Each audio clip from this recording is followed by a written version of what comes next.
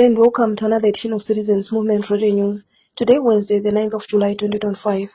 The news read by Cleopatra Fungai Kashamoyo, ready to bring you the latest news and updates.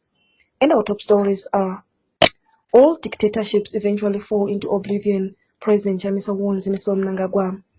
45 years of empty promises, Mwenezi villagers on ZANU-PF electoral lies. Shocks as UZ suspends 6 students over lecturer strikes.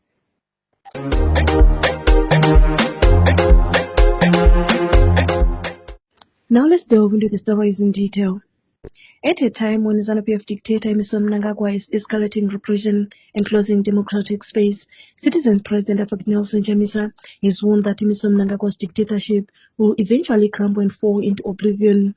Posting on his social platforms, President Chamisa said dictators over the world since time of immemorial always appear so invincible and unconquerable just before their inevitable demise. Political analyst Simbam Kore said history is flooded by examples of dictators who ill-treated their people but were swept aside by people's power. Let's see Kore speaking. Well, allow me to agree and concur with the sentiments of President Chamisa, where he warned that all dictatorships eventually fall into oblivion. This is a timely reminder of history's most constant lesson, that no regime built on repression lasts forever.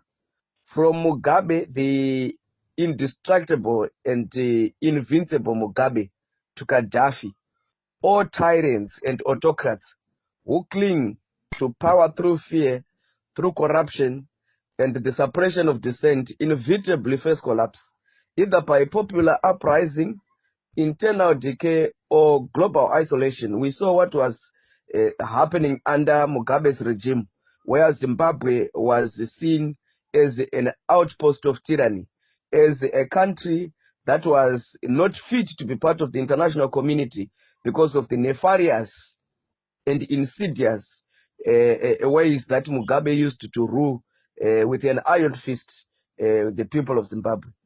And Mnangagwa's escalating crackdowns, arresting activists like what he did with Job Sikala and Ngarufume, and stifling the media. Even the recent case of Faith Zaba, where she's incarcerated for arbitrary and very, spurious claims, and even the victimization of people like Hopo Chingono some time back, and even the incarceration and the arbitrary detention of people like Mdarabi. All that is interference with the media. And rigging elections reveals nothing else but desperation, not strength. Zimbabweans have endured decades of ZANU-PF's misgovernance and kleptocracy, yet their resilience still persists. And as Chamisa has indicated, Advocate Nelson Chamisa, dictatorships appear invincible just before their demise. This means that, they always try to reflect and exude that ability to say we are not going anywhere, we will remain standing. But this happens immediately when they are on the cups of their own demise, on the brink of their own fall. The question is not if change will come, but how and when. That is what the question is. How and when. The international community must amplify pressure. The people in Zimbabwe must continue to appeal, to amplify their cry to the international community so that it also amplifies pressure. But the real transformation hinges on unified domestic resistance. And Zimbabwe's hopes lies in its people's courage. And the history is unstoppable. You cannot stop an idea whose time has come. And as we have always noted, it is important for us to remember that dictatorships will always fall away, often when they seem strong.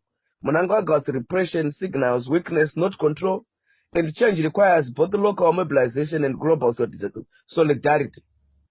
And let me close off by an important adage that contains a lot of wisdom that was said by a political philosopher some time back. He said, the arc of history bends towards justice, but only when people refuse to be broken. The people of Zimbabwe must continue to refuse to be broken. They must fight for transparency and accountability. They must fight corruption. They must fight the dilapidation of the infrastructure in the country. They must fight nepotism and the kind of things that have caused greater misery upon them.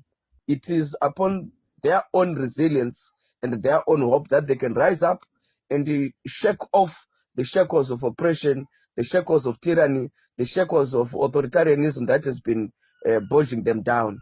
Then the hope is what must drive them. Victory must be very certain. They must liberate themselves and emancipate themselves from the kakistocracy that ZANU-PF has imposed upon them. Thank you. Villagers in one of the country's poorest districts, Mwenezi in Mashingo, have condemned ZANU-PF for empty promises on development since 1980. One of the villagers, Tine Mapepa, said the people of Mwenezi have been voting for the ruling party for fear of political persecution, but still they have nothing to show for it. Mapepa said the district remains a face of poverty with poor infrastructure like roads, schools and clinics, despite its record for voting for ZANU-PF. He urged the people of Mwenezi to dump the ruling party and vote for real change in future elections. The University of Zimbabwe UZ yesterday suspended 6 students pending hearing over their participation in demonstrations by the institution's lecturers demanding better salaries. The 6 who were suspended are Nashon Kosho, Blessing TC, Nodesha Mainge Hama, Tafadzwa Katsande, Tawana Wove and Tarum Tukura. Meanwhile, Zimbabwe National Students University Secretary General Emmanuel Nyakunda condemned the arrests, describing them as a direct attack on academic freedoms. Nyakuja said, Thank you for having us here today, and we would also like to greet the listeners of this progressive institution. Allow me to reiterate that this was a direct attack on academic freedoms. First of all, on that, I mean, we as students are expected by the contract between us and the university to pay our fees after having paid our fees to receive our dues. But you understand that at the University of Zimbabwe, for quite some weeks and quite some months now, lecturers have been striking. And as that strike was going on, we first of all petitioned the institution and asked them to have a discussion between us and the administration to find ways on how this can be solved. They ignored us. After that, we petitioned even the ministry as well to say, no, let's sit down and talk because this thing is going on. And again, they ignored our cause. After having ignored our cause, we then tried to have a survey with the students. So we went around the campus asking students of their view of what's happening. Are they receiving lecturers? Because the University of Zimbabwe's administration, it lied on newspaper, it lied on record as it always does, and said that it was business as usual on campus. After that, we asked students of what was happening. Students told us that they were not attending lecturers. They told us that they were not invigilators. They told us that things were on still. Again, we went with that research. It is a qualitative research which has numbers and everything. A quantitative research. Then we went with it to the administration. Again, it was dismissed there and then. After that, we then decided as students, the student leaders, that no, we cannot allow this to happen. Then we demonstrated. After having demonstrated, after a few minutes of gathering and trying to mobilize students and demonstrating, the police officers from ZRP, we have decided to make our institutions camps.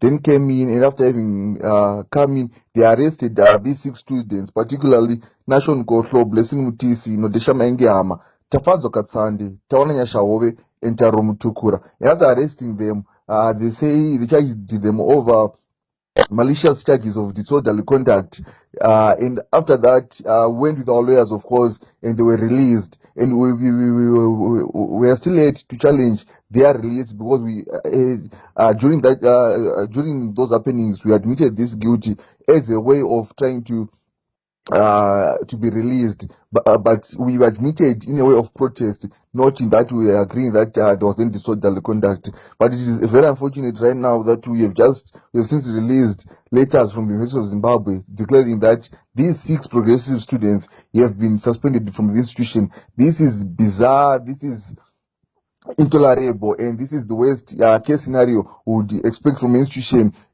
suspending students for demanding the dues of their overpriced commodities, and it is very sad. And I think what I'd like to reiterate that we have been called for war, and we definitely offer that. We have no reason whatsoever to stay back in our rooms, to stay back anywhere else. We have to give them the fight that they have requested for, because we first of all tried to dialogue, they ignored the dialogue. We tried to debate, they ignored the debate. Now it is time to demonstrate and to take action. Take action by any means necessary and any means unnecessary. Thank you so much for having us here today. We also spoke to students leader Kigan Mate, who gave his solidarity to the suspended students. Let's tune in. Thank you very much, Citizens Movement Radio. We reject with the contempt it deserves the suspension of 6 of our comrades from the University of Zimbabwe for merely standing alongside their lecturers who demanded fair remuneration from the Mafumo-led administration. In the past 3 months, there has been a deliberate attack on the union and student activists across the country nationwide for those who are affiliated with Zimbabwe National Students Union. Midland State University in March suspended 5 students of the Zimbabwe National Students Union. Great Zimbabwe University has suspended 2. Now the University of Zimbabwe has suspended 6. This is a manifestation of a choreographed act by the ZANU-PF regime in Harare to try and silence and suppress dissent, not only on campus, but elsewhere in the region, elsewhere in Zimbabwe. So we reject with the equal contempt it deserves. We reject it with all due opprobrium. We call for the immediate reinstatement of our comrades at the University of Zimbabwe, for they have merely done nothing. This act is not only morally indefendable, but it also amounts to being legally unsustainable. They are being suspended on a mere ordinance, an ordinance titled Ordinance 30 in every institution. So how can these ordinances be inconsistent with the primary law of our country? How can a subsidiary delegation be used as a basis if it is inconsistent as a basis of suspension of students on campus? So they need to be an urgent intervention, and meanwhile we see, as we pursue any other course of action, we call for their immediate reinstatement. Thank you very much. Former Mount Pleasant Member of Parliament and opposition official Fazemere has given ZANU-PF Member of Parliament for Wedza and Minister of Youth Tino Machakaere a 24-hour ultimatum to retract his defamatory statements against her or face legal proceedings. Through her lawyers, these are attorneys, Maere responded Machakaere's threat of lawsuit, saying she has the right to ask for accountability from the minister since he holds a public office. She went on to demand an apology from Machakaere for a barrage of insults she receives for asking him about his involvements in corruption. Machakaere's 24-hour ultimatum elapses today. Wange Central Member of Parliament Honorable Daniel Molekele has raised concern over the country's external debt, which he said now stands at $21 billion. Honorable Molekele said it's now time to start public discussions on how the huge financial debt can be reduced. An opposition official, Sam Gondongwe, said the country has enough mineral wealth to cut its debt, but it's being looted by cartels linked to the ruling elite. Let's hear more from Gondongwe. It's of much concern, the issue that was raised by Honorable Member of Parliament, Honorable Daniel Molokele of Wange. He raised a pertinent issue of the external debt of this country, which he said now stands at US 21 billion. You know, it is very much disheartening to see that our nation is being mortgaged. We are losing a lot in this nation because of some shoddy deals and shoddy leadership.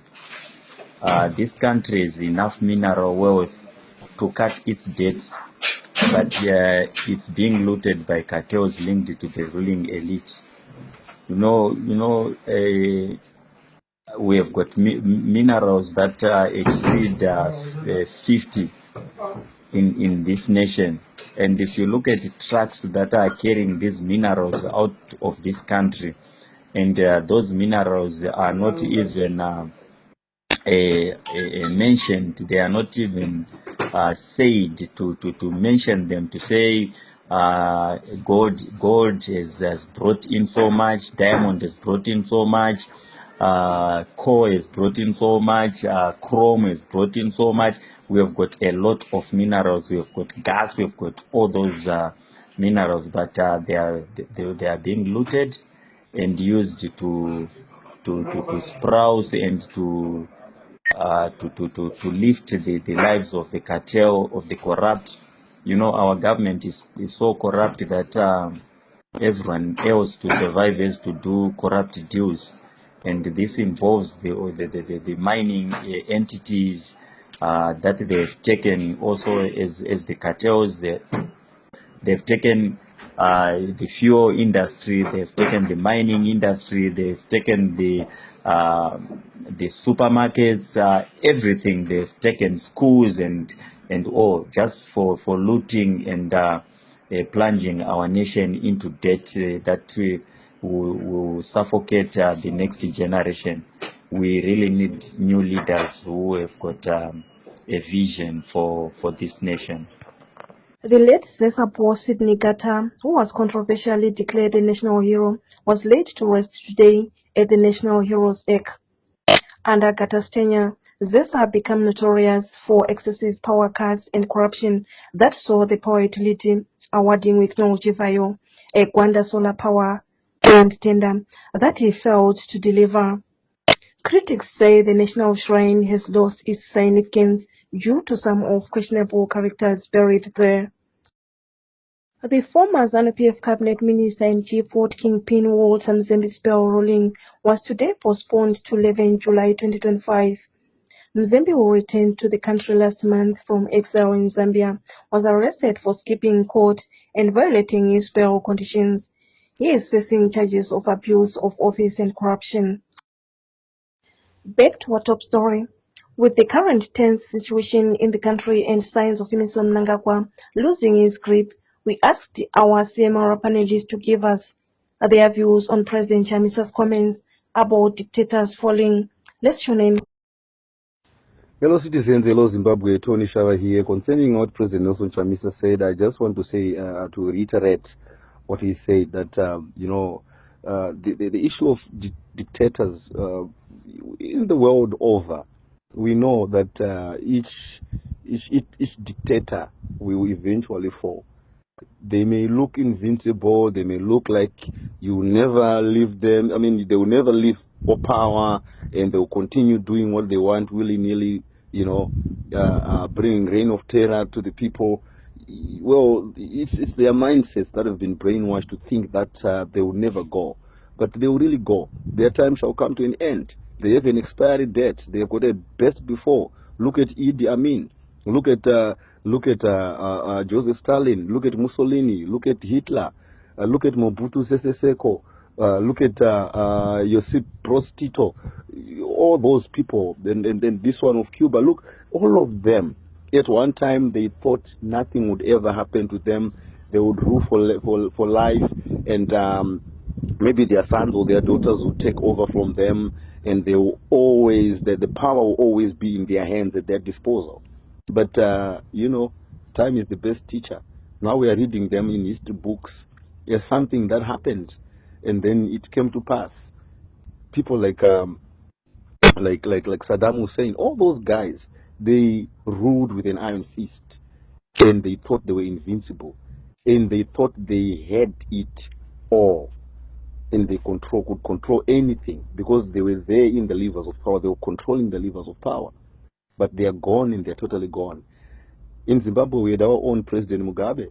It was the same situation. He thought he would never leave power, but he left. He was removed.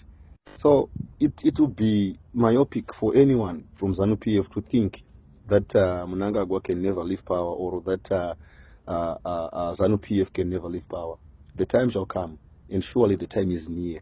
It's very close, and going, they shall go, because they also have a best before.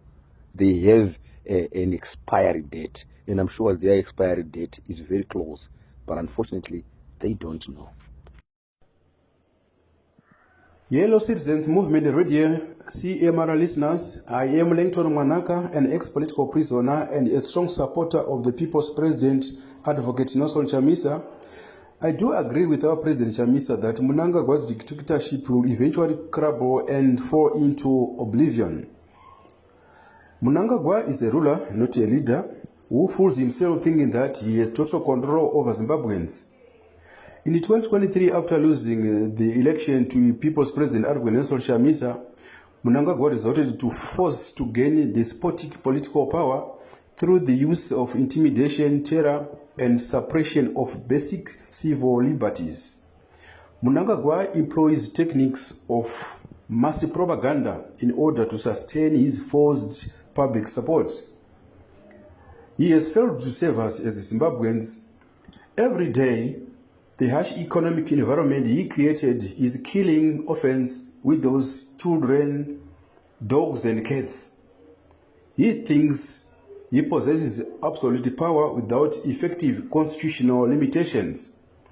Mnangagwa rules by decree, repression of political opponents, not abiding by the procedures of the rule of law. Mnangagwa is self-absorbed and pitiless, portraying his self-confidence and independence.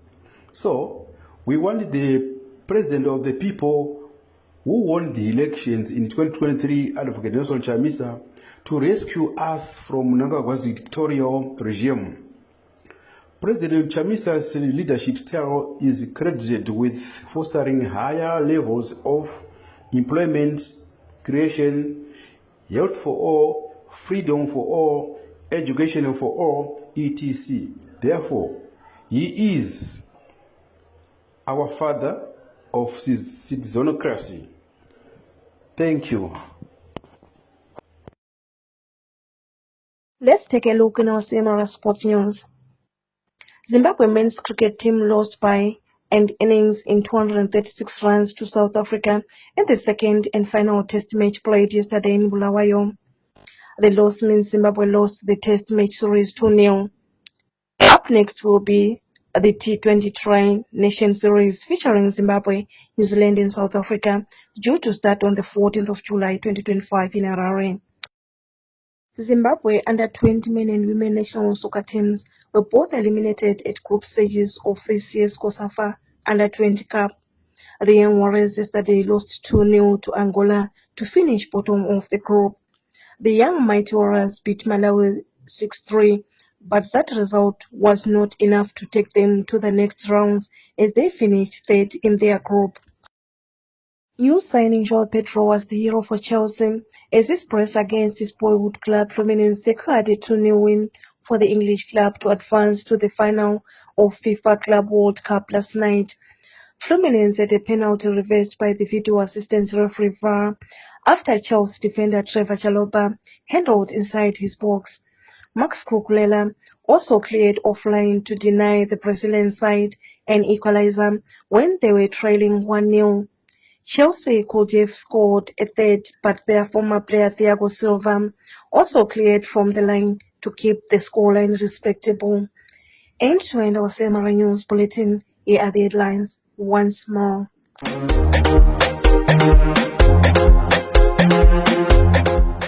All dictatorships eventually fall into oblivion, President Chamisa warns Emmerson Mnangagwa. 45 years of empty promises, Mwenezi villagers on ZANU-PF electoral lies. Shockers use it suspend 6 students over lecturer strikes and the science bulletin.